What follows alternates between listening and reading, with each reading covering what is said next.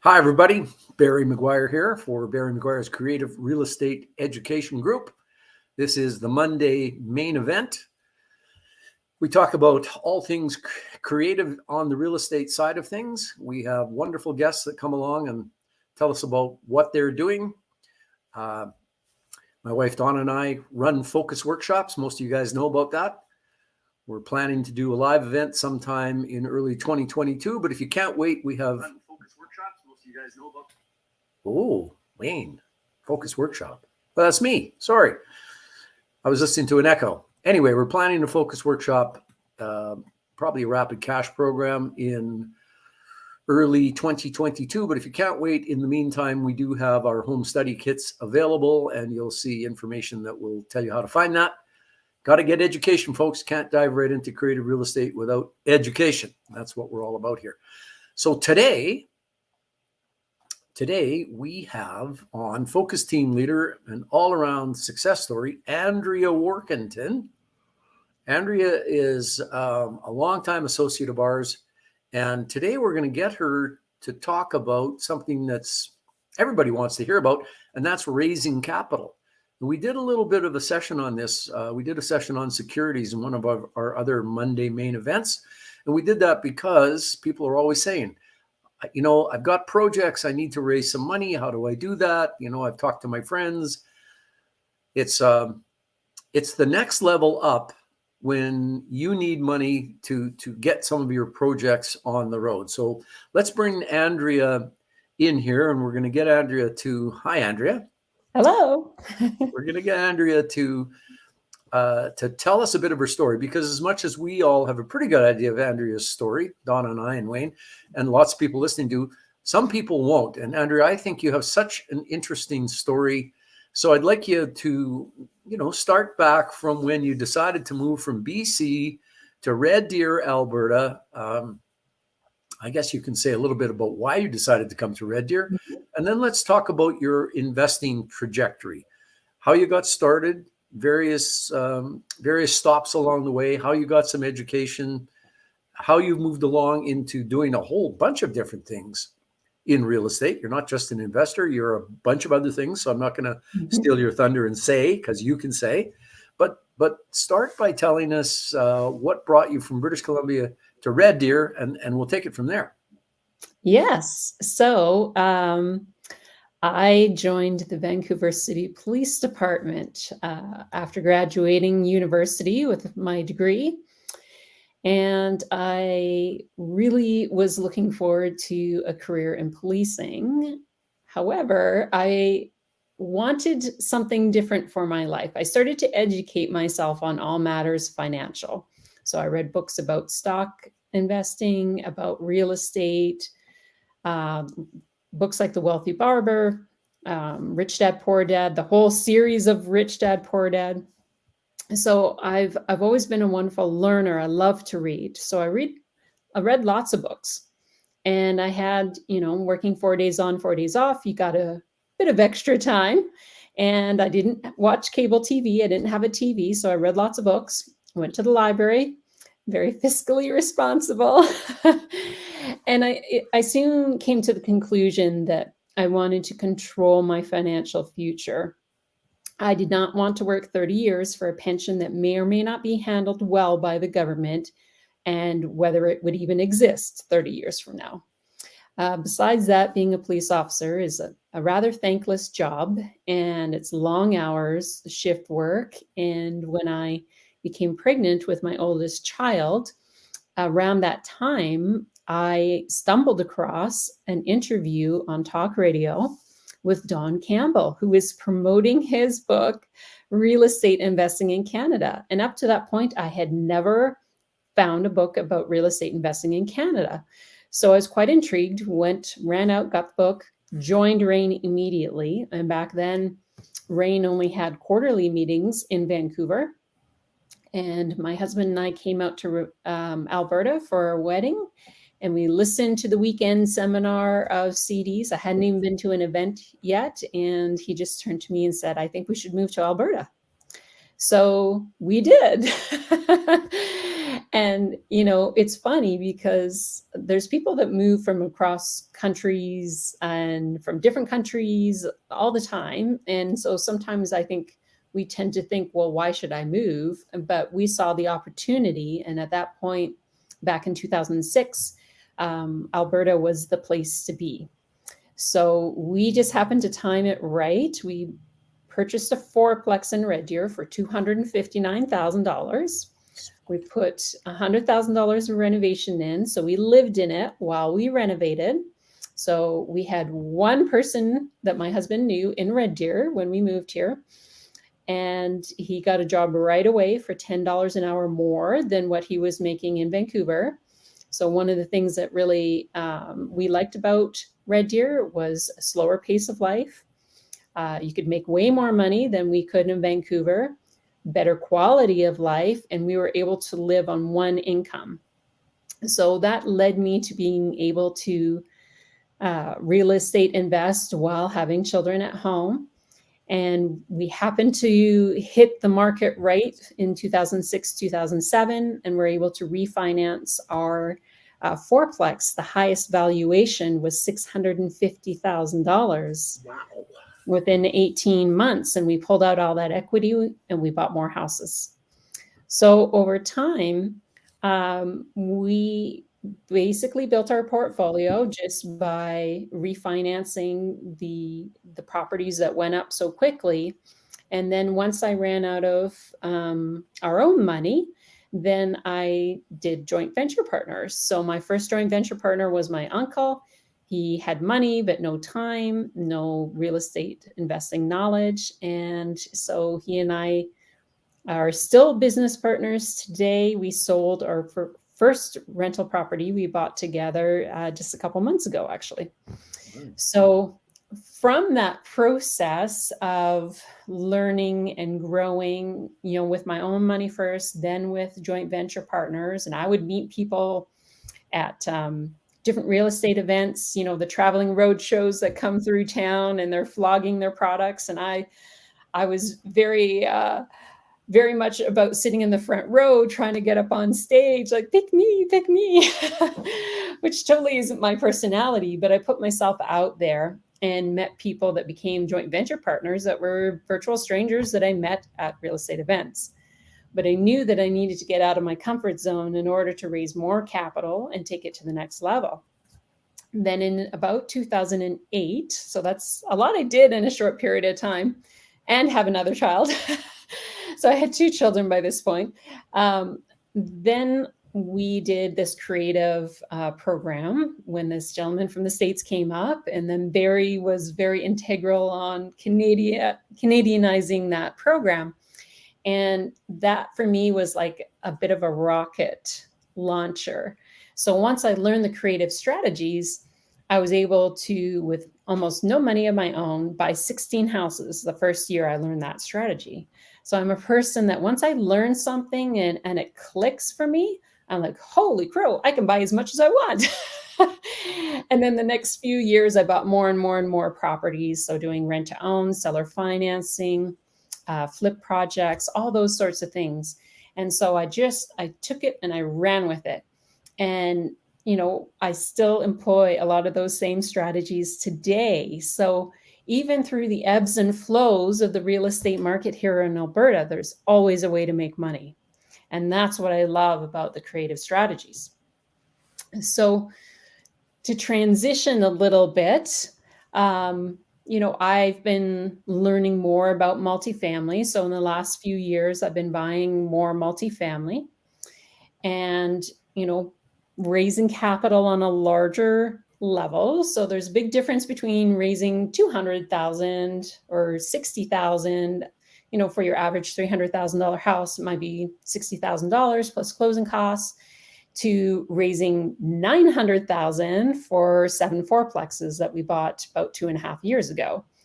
And once it kind of clicked with me that I could find people with $300,000 quite easily to do this, I was like, okay, well, if I'm going to invest my time and energy into this, why not go for the larger deals? Because the return is so much greater for the same amount of time invested. So that's kind of what led me to just believing that I could find the money. And I always have. So, folks, what I'd like to do is I'd like to make everybody listen to what Andrea just said 2 more times. I'd like to go back to the beginning and just play it right to here, and then go back to the beginning and play it just to here again. Because this is a wonderful, wonderful story. Andrea started from nothing. All she had was her knowledge that she gained from reading. And you can gain a lot of knowledge from reading, but she and her husband stepped up, moved to Red Deer. Don't you love it? Bought a fourplex for 260 whatever thousand it was, 100 in, and after renovation in the Alberta market at that time, it's 600 plus in valuation. So all of that money comes out and it moves on to the next project. So you can see how Andrea has just raised her game at every level. Starts out, buys a whole whack of properties on her own, can't qualify anymore. Joint venture money, that's where most of us start in raising capital. Uncle, friends, family, somebody who understands that you know what you're doing, and they don't have the expertise or the time, but they've got the money. And one of the reasons that Andrea can raise money is she very early on understood that there are way, way, way more people who just want to write you a check than who want to actually do the work. They want to know that you know what you're doing, that you'll protect them, that you'll have their best interests at heart, and they will write you checks till the cows come home, as long as you keep giving them a decent return and protecting their interests. But how about the next thing Andrea figures out is that if you can raise $50,000 or $60,000, you can raise $300,000, or you can raise $900,000 and buy all those fourplexes. So Andrea has been on a trajectory of a certain number of aha moments here, but she's been fearless about getting her education and then diving in, not letting her natural inhibitions stop her from wanting to be in the first row, called up on stage. And she wants people to hear her story, because as soon as people hear her story, they will want to invest with Andrea. And that's been, would you say, Andrea, that's been the way it is for you since you ran out of your own money and you started looking? As you said, you don't have trouble raising money. No. And I think one of the things that I recognize is I don't put myself on a high level above people. I put myself at their level. So whether I'm dealing with a seller, a tenant, a potential rent-to-own client, I'm not showing up in a fancy, car in a 3-piece suit. I'm not talking in, big words that people don't understand. Is I've always tried to connect with people and make them feel like we're the same, like I understand them. And so listening is a super important skill.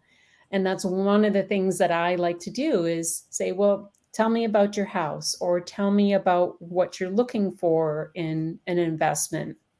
Tell me what this is going to do for you, so that I can understand whether this is, what I'm offering you is right for you. Because it doesn't matter to me if I buy your house or not, as an example, or if you joint venture with me or not, because I know there's always somebody who will.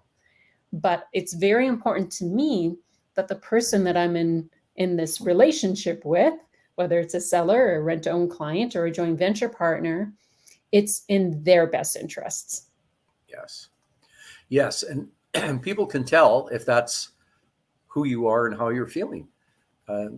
If that's how you truly feel about the person across the table from you, I think that just comes out. You don't even have to project that. People get it because of the way you're talking and the way you're treating them. And that builds the trust that when you say to somebody, so how would you really like this to go? How would you like this to work out for you? I'm guessing that for your approach, people always open up and tell you. I'm sure they give you tons of information, maybe more than you're expecting with that approach. Is that the way it works out? Yeah, absolutely. Yeah. So folks, that's a really important part to understand about creative real estate investing is you need to build trust. People need to get that you're looking for a win-win and that you're trying to do something that will help them solve a problem for them. Well, all right, Andrea. So I think you're sort of exponentially raising your capital requirements. You go from needing 50 or 100 there to needing 300 there to needing 900 there. And are you telling me now that we're over $1 million in capital requirements, so you had to change your approach here? Is that what we're saying? Well, one of the things that I've learned in this last year since transitioning over to the development game is everything takes longer than you think it's going to, but that there's lots of opportunities. So in the last year, just on my development side, I've raised over $5 million. Wow.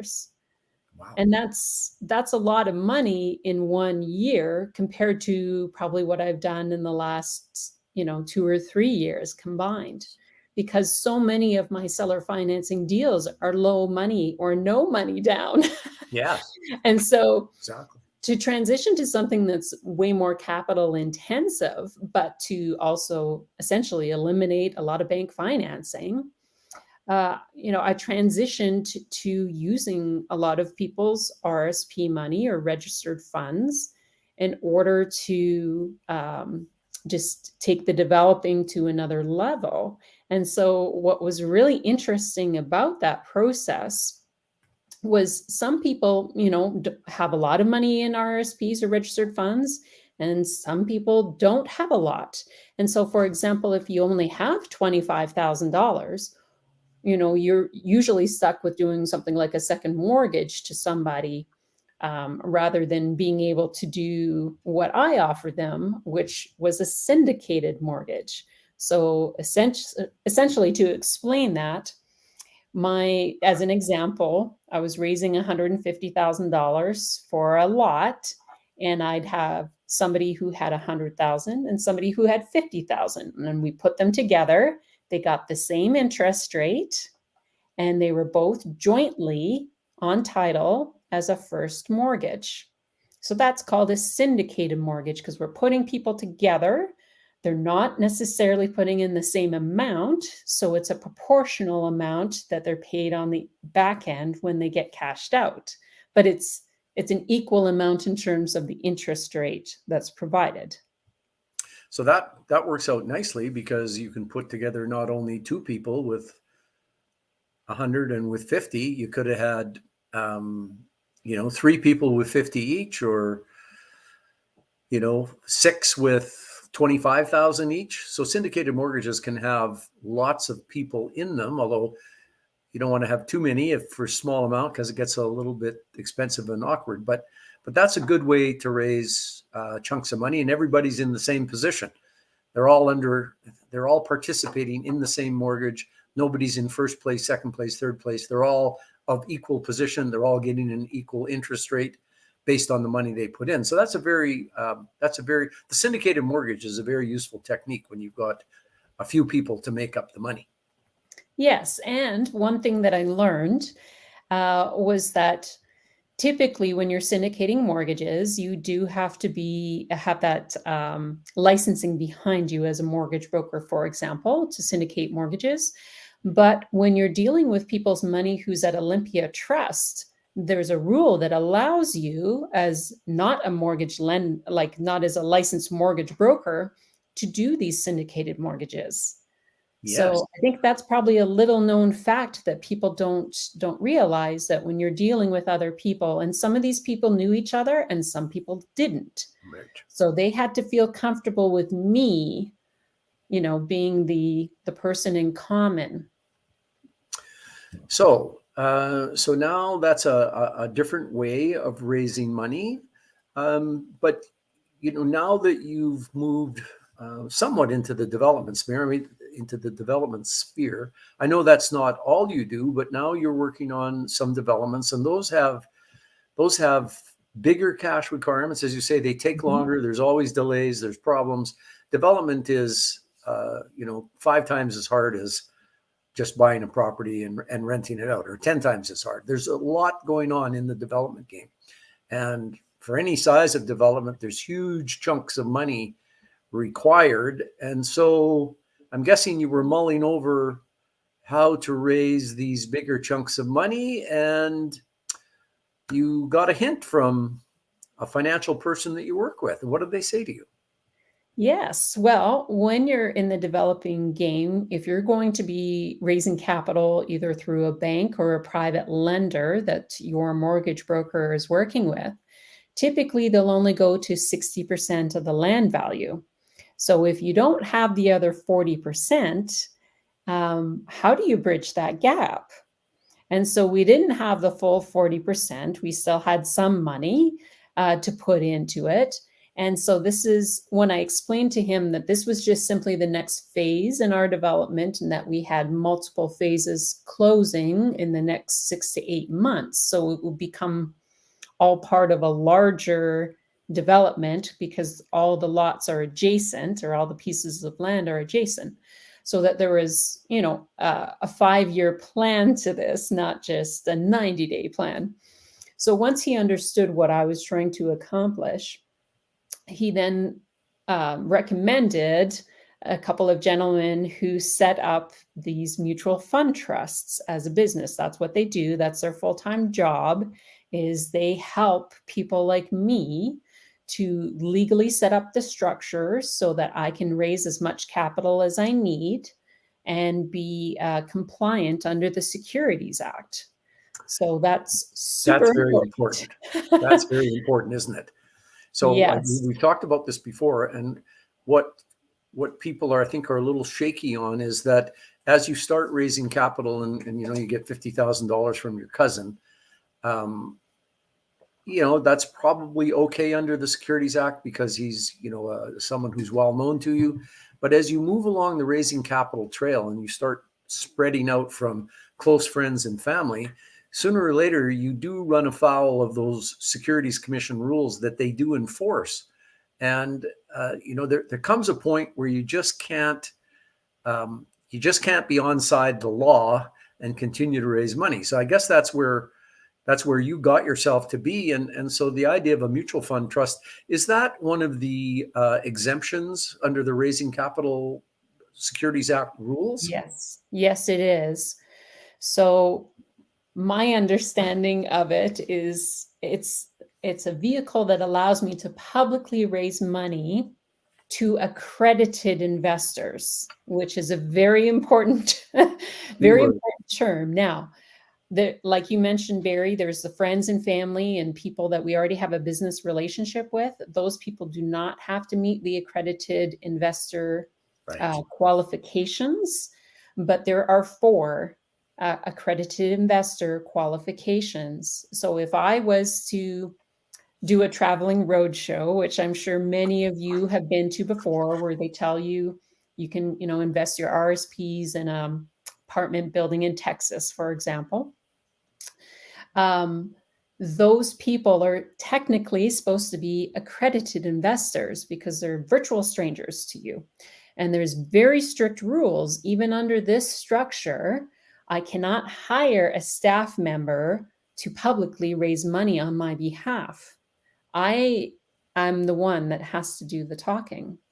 So that's an important one to know. Now, I can pay a one-time referral fee to somebody who refers somebody, but I can't be paying somebody on a commission basis, like bring me as much money as you can. It doesn't work that way. So when we talk about accredited investors, the 4 different types were somebody who's got $1 million liquid cash is one option. The second one is the person has $1 million worth of assets that does not include their principal residence. So if they have rental properties or stocks or RSPs in that amount, then that would also get us to that accredited investor. The third one is if they make a taxable income of minimum $200,000 a year, or if you have a couple then $300,000. So each person would be making, combined 300,000 as a household income. So those are our 4 accredited investors that would meet those qualifications. So if I was up in Edmonton, for example, and putting on an event and inviting people to it, I would have to have some method of pre-qualifying people in order to take their money. So anyone could listen to it, but in order to actually, contractually take their money, I have to be able to prove to the government that these are accredited investors. Right. So, as much as there's a way to raise money legally, folks should know that there's still lots of rules, and that the Securities Commission comes around and they check to see whether or not folks who are operating under some of the exemptions to raise money are actually following the rules. So you can't just say, yeah, good, do the roadshow and take a check from anybody who shows up without doing any background and making sure that they are accredited investors. So it's a mutual fund trust. Tell us a little bit about the setup. So you have some gentleman whose business it is to help you or anybody set these up. And so how long did this take before? Give us the process and the timing and the costing and all that stuff. So the process start to finish is about 4 weeks of time, because there's certain documentation that has to be done that forms part of this whole structure. So first they set up a corporation in British Columbia, because that's where my project is. And with that, it's set up in a specific way as a trust. So a trust is basically just a flow through for the money at the end of the day, but I'll get into the structure of that. And you have to do things like term sheets. So, when we're just doing single family houses, our term sheet, like say somebody's lending me money for a flip and I'm paying 10% on $200,000 and they're secured by a first mortgage, my term sheet's just a small paragraph. Yes. These term sheets are 4 to 5 pages long because there's a lot of legal disclosure that people have to know. For example, they have to know that they're not the only person who's investing, that there's a whole group of people that they may or may not know who are investing. Secondly, I have to disclose or give a background about each director of the corporation that's ultimately going to be receiving this money. So I have to put in who my team is, who's, technically on the paperwork as officers or directors of this trust where the money flows through. I give them the interest rate, the term, are they able to reinvest this money? How is their interest paid? Whether it was monthly, quarterly, annually, all those sorts of things. And, is there a clause if I buy them out early? What's their minimum interest rate? So all these things come through. And it works out to be a 4 to 5 page document at the end of the day. So you certainly have to, like I've found that it's helpful to have conversations because people aren't used to reading a 4 to 5 page term sheet. And so I can't remove the legalese, but I can try to explain the intention behind the legalese as much as possible. Because as we know, a confused mind says no. So you have to be able to answer people's questions. So beyond the term sheet, now you have to do an offering memorandum. This is a long document. Yes. It requires a huge chunk of my time to put it all together. And I'm very thankful that the people that are setting this structure up for me are able to give me like a sample document as a starting point. It's not a full, but it's a starting point so that And in this last year, I've had to do a disclosure statement as a real estate developer for the superintendent of British Columbia. I could not sell any of the lots I owned until I filed that disclosure, which is a similarly long document. Once you include all of your exhibits, and there's many, It's over 300 pages. So this is not for the faint of heart. So an offering memorandum, my first 30 pages are about me and the investment, and then you have to do all your attachments. There's also a subscription agreement. So this is in addition to all the documentation. So it basically says, if I'm going to receive this money for this very specific project, it details that out.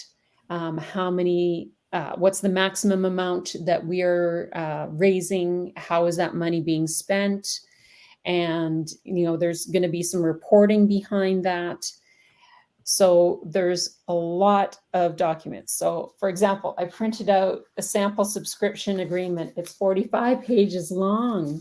Like it's not for the faint of heart. So all of that to say, I's have to be dotted, T's have to be crossed. This is why it takes a month to get this all together. Then you have to open up, if you're dealing with registered funds, like in Olympia Trust, you have to open up an account, a trust account in Olympia Trust. And so they require loan agreements. What's the copy of the loan agreement you're going to use?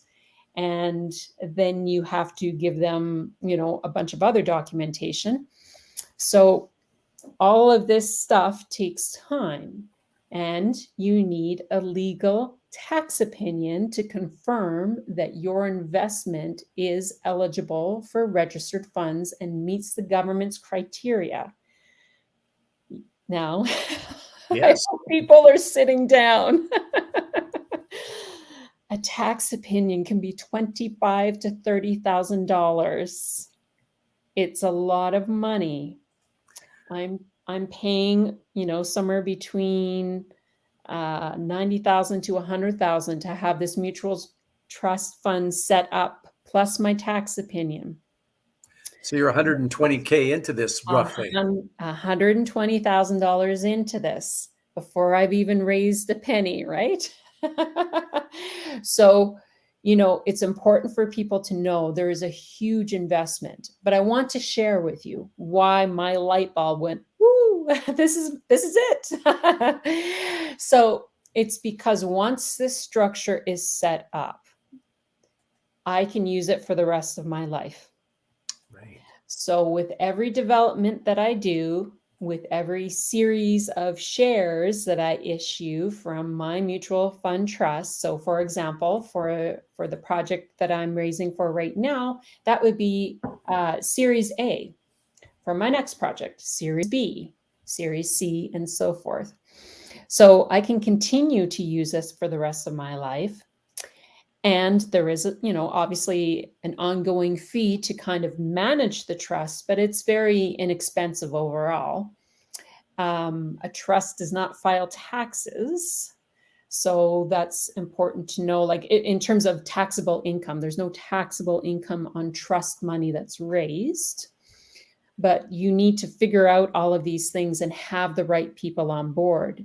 It was interesting, Barry, somebody who wasn't able to be on our call tonight, they texted me ahead of time and said, they were curious as to how much it cost me because they've been quoted as high as $250,000 to set up the same thing that I'm having set up right now.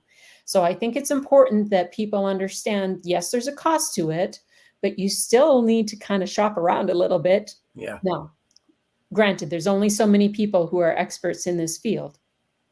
So choose your people wisely. And I was very blessed that the person who introduced me to these gentlemen had worked with them many times over the years and was able to give me, the peace of mind that I was dealing with somebody who is professional and organized and very, very helpful in helping me through each stage of this. Sure. Yeah.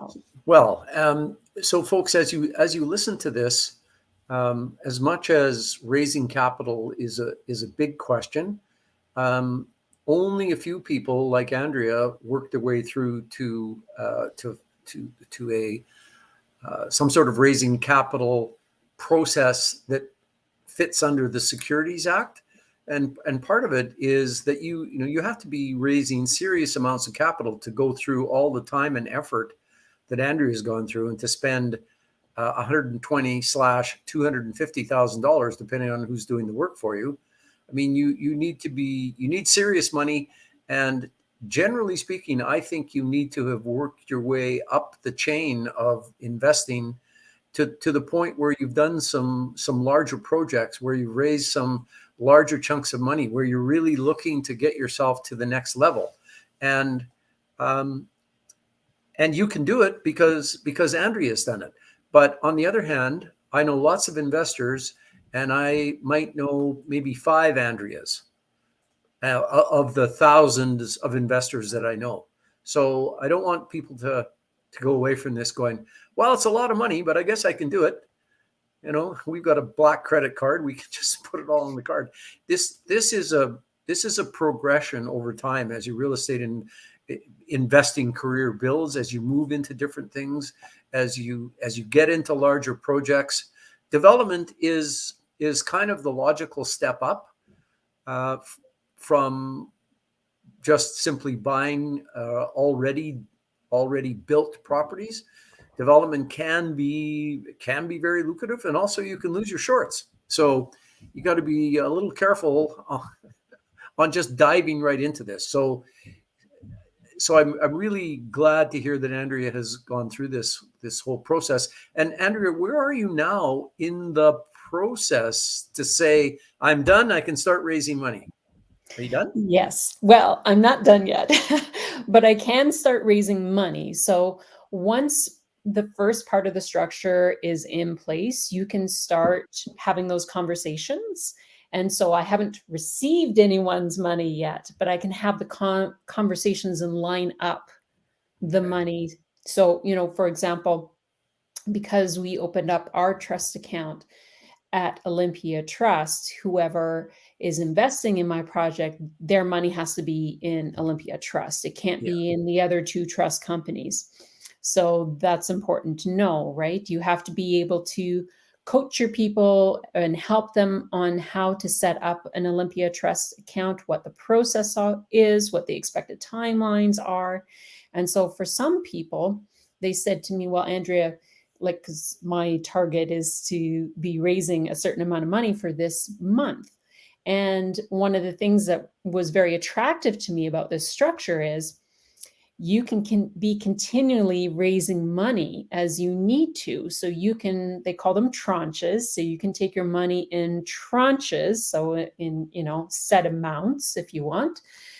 And so because I have more phases of my development, I can raise a certain amount of money for this tranche, but next month, if I want to raise money for a different part of my development, I can do that.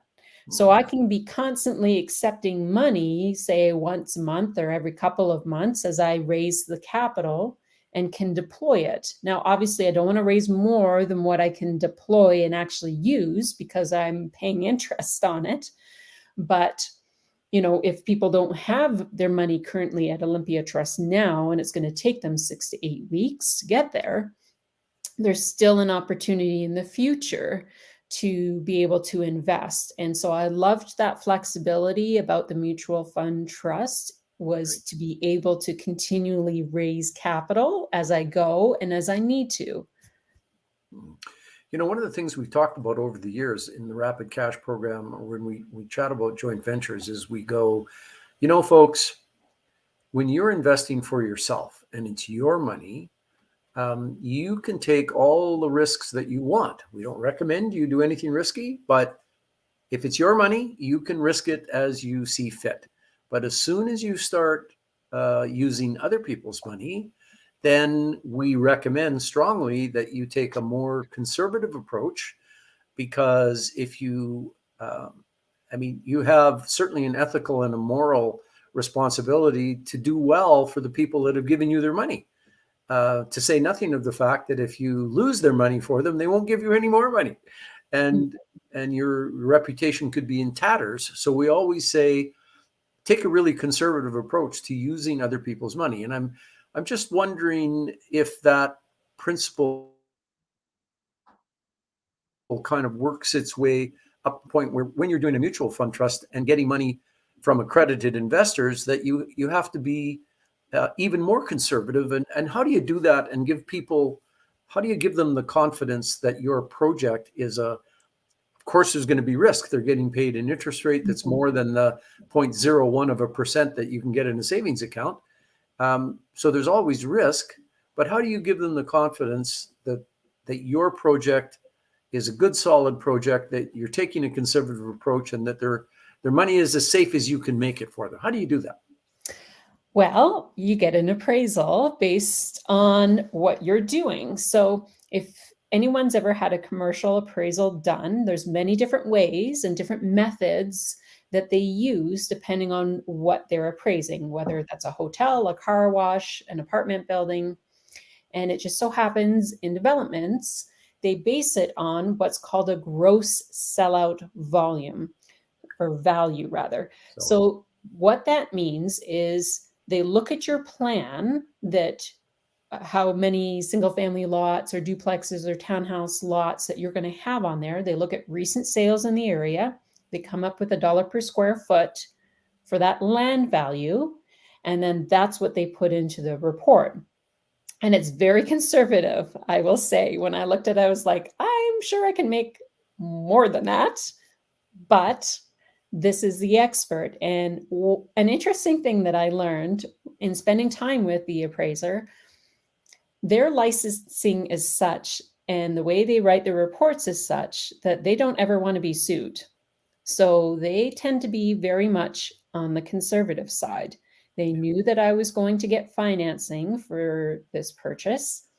And so in there, they actually detail out what my likely sale prices would be, what the cost is to do the development itself. So in terms of the servicing, the paving, the light standards, all of that is in there. And so they tell me what the value is so that I can confidently go to my investors and say, this is what the appraisal says this property is worth once I have all the servicing in it and once I have my sales, because they knock some money off for your financing, for the time that it takes to sell all the lots and all those sorts of things. So it's a very conservative way to do it. And so using those numbers is what I used in my pro forma to share with people and say, okay, don't take my word for it. You can take the appraiser's word for it, because that's what they do. And they don't want to get sued. So let's all be conservative and let's say this takes X amount of time. Here's all my costs. I've detailed it all out. Here's all my costs. Here's how much it's going to cost for putting into the city to have the changes done. Here's the developing costs. Here's the cost to the sales, to, the realtor or the employees who are selling for us. Here's how much their fees are based on this gross sellout volume. Here's how much they're going to earn. Here's, and here's what's left over. So I think investors like to see what's left over just in case things don't go as they're supposed to go. Yeah. So that's how you can show how conservative you're being. So you have a conservative appraiser giving you conservative numbers. Then to that, you add all of the costs of the project, and still look to have a big difference between those numbers left over, because that's your cushion. Yes. All right. Okay. So that works. That works pretty well. So a sideline question. So you're raising money because you are developing some land in British Columbia. You're developing lots in British Columbia. Mm-hmm. So if someone went, listen, my approach is I want to buy 12 unit apartment buildings. There's lots of them. They're around. I'm going to buy them, and I'm going to set up a mutual fund trust because that's the area I'm investing in. So is that another reason to set up a mutual fund trust if that was your particular strategy? A person could. Now, the advice I've been given is it's only worth it to set up this structure if you're going to be raising probably at least more than $3 million. Right. So I think one of the things that's important to know is if you're just raising this money for long-term buy and holds, I think you're going to be paying too much interest Yeah. out to people. And so if you were doing it as a short-term strategy, not a long-term strategy, then you're okay. Yeah. Like say you wanted to basically buy a building cash because it was a C-class building that needed significant amount of renovation, and you were going to get it empty and you were going to renovate it and then tenant it and then get your CMHC mortgage. Maybe the math makes sense. Yeah. But you have to consider I'm paying double-digit interest rates to my investors. It's only worth it for a short period of time. I can't do that for 25 years. No. So a short-term investment in a C-class 75 suite building probably fits the bill. You have to be needing enough money to have the project absorb the cost of setting it up, and probably you want to have that be a repeatable strategy because, as you said, once it's set up, you can continue to use it for as long as you want. So. Probably doing a one-off isn't the way to do it. It's more of a long-term thing for it's a long-term structure for short-term projects. Yes. I guess you could say. Yeah. No, so I like that. I like that. So when do you think you're going to be so you can start to gather in money now? Yes. When do you think you're going to be fully done with all the paperwork, get it totally finished? I know you said it's taking you kind of a month so far, which, by the way, folks, seems really fast to me. I think Andrea's guys must really know what the heck they're doing if she is almost there after 1 month. Because I would have, somebody said, oh, how long is it going to take? I would have said, I don't know, probably 3 or 4 months. 1 month, fabulous. When are you going to be done, though? I'm going to be done by the end of this month. Wow. Mm-hmm. So that is outstanding. I really like that. Wow. Okay, so are you going to be doing road shows? What's your plan to actually to implement once you're authorized? What are you going to do to introduce this to people and give them the facts and give them an opportunity to invest? How are you going to do that? Well, I think in this digital world, it makes way more sense to actually do things like Zoom calls. I know we're getting tired of them. No. But when you're offering a fantastic return like I am, I think people can sit through 20-minute presentation. So, I want to hit the highlights for people. I want people to understand what my vision is for the development, what our timelines are, what's important to me, and I want to understand what's important to them as well. And I think when you can do like Zooms with 10 or less people, it makes it way more intimate and people can feel comfortable asking their questions. Sure. Because I think once you get into big crowds of people, then people are like, well, I don't want to look stupid. Yeah. But, people have the same questions over and over again, which is, how do they get paid? How is their money secured? And can they repeat it again? Is there opportunity?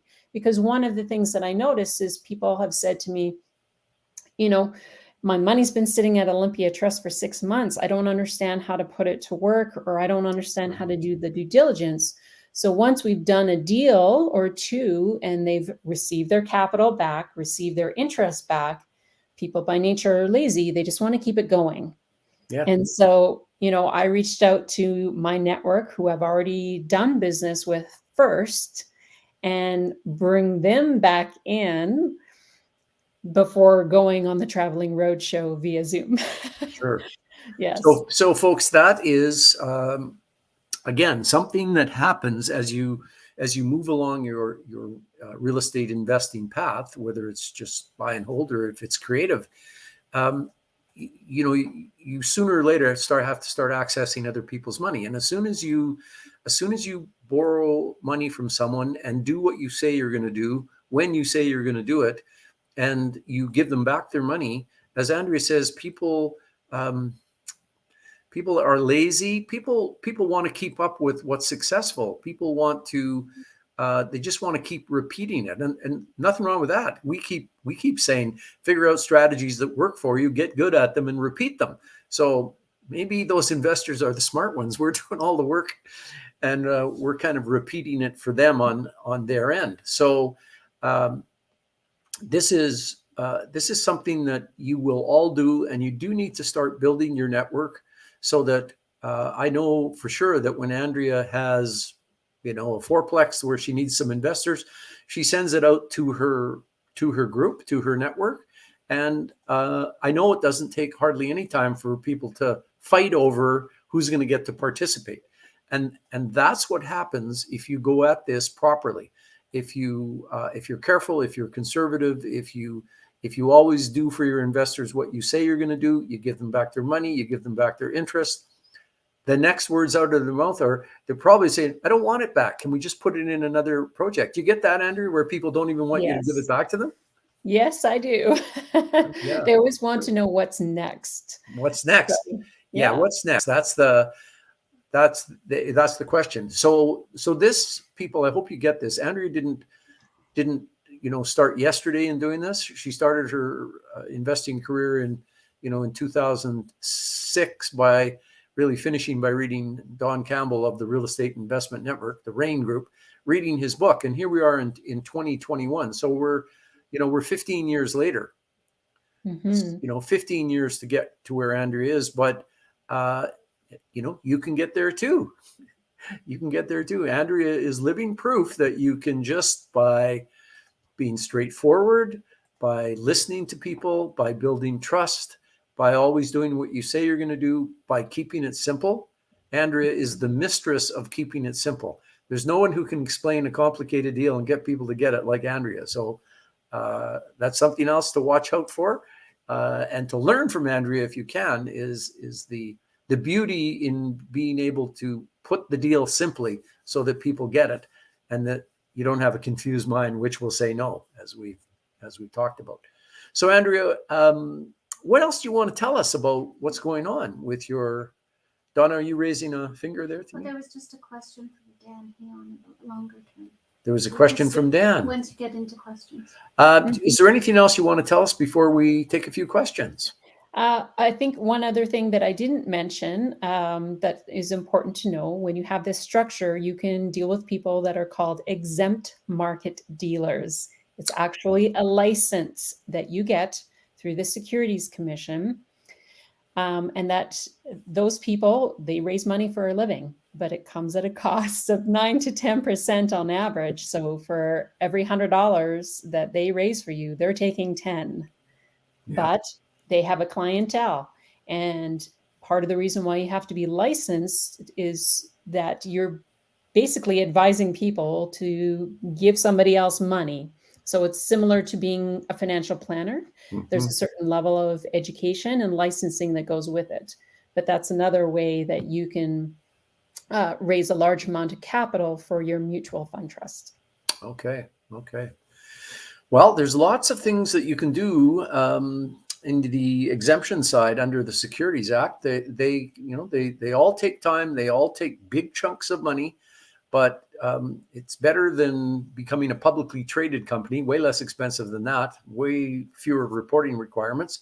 And so, folks, if you get to the stage where that is, your capital requirements are such that you run out of room, I mean, you may have to do something like Andrea's done, set up a mutual fund trust, or look at some of the other exemptions under the Securities Act. So with that, Andrea, now, if anybody wants to get in touch with Andrea, we had her contact details up here. She's in the group. She's in our group. Oh, wow. Okay. So folks, if anybody wants to chat to Andrea about this, she's in the group. You can talk to her. All right. So let's look at some questions. Hide current comments. Brian, Corey. Is the structure usable for life in any province? Yes, I can raise money right across Canada. Oh, that's good. Mm-hmm. Oh, I was wondering about that. I thought it might be specific to British Columbia, but you can raise money all across Canada. Yes. So that must mean that the various securities commissions cooperate with each other on letting somebody else from a different province come and raise in your province.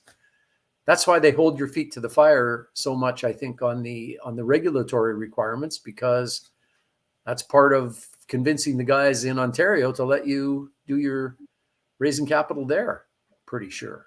Well, that's good. I didn't know that. That's a new one for me. What else do we have here? For long-term projects, where was that question? Wayne, are you popping up? For long-term projects, would you use an LPGP structure, limited partnership, general partnership structure? Do you want to answer that, Andrea? Or do you know the answer to that?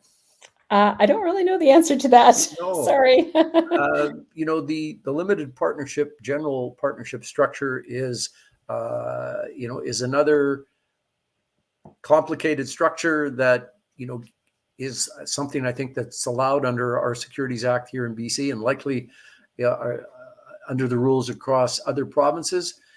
Fairly complicated. You again need big tax opinions that cost $25,000 or $30,000 or $50,000 that make sure that the limited partners get the tax benefits that they think they're getting, and that they're protected to the extent of their investment. So that's all I really got for that part of it. Although I kind of think that long-term projects also probably don't go with a limited partnership, general partnership. Don't take that to the bank. We're going to have to figure out the answer to that later, because I don't think I know the answer either. What else we have? Denise says, only people that are licensed can advertise for money. Unfortunately, many investors don't know some of these people are licensed and try to emulate them, and then are breaking the laws by advertising for money. If you were to go on social media, do you need to disclose that you're allowed to do what you do? So is that a question from Denise? Is she saying, Andrea, do you have to tell people that you can do this because you have a mutual fund trust? So I don't advertise much on Facebook. I'm very specific with where I am posting. So I tend to post on one Facebook group the most, which it has people right across Canada in it. And I think that you do need to be careful. And so I try to use words like double-digit return, or not give too much information. I try to be somewhat vague in just getting people's interest. So I'm not making a promise of a certain amount within a certain time, or a certain rate of return, depending on what it is. But I have, in all the emails that I've sent out to people, I do talk about how I am licensed to publicly raise capital for my development. So I'm very specifically saying that to people in an email. So where you might not say it in your kind of more vague general posts in the group, as soon as there's interest, you disclose and you tell them. Yes. Yeah. And that really follows along with what we've always said in our focus workshop, is full disclosure, even when you don't have to, and the Securities Commission isn't making you. Full disclosure, folks, is always a better way to do it. And when you get up to this level, you have to do it. So get practiced at it right now.